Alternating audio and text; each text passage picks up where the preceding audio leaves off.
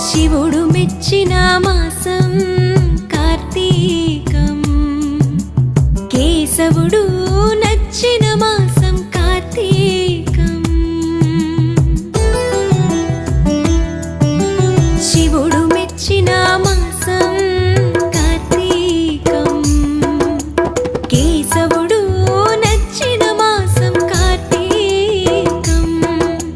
హరిహర ఏకోన్ముఖ మాసం కార్తీకం, ప్రకృతి పరవశించిన మాసం కార్తీకం.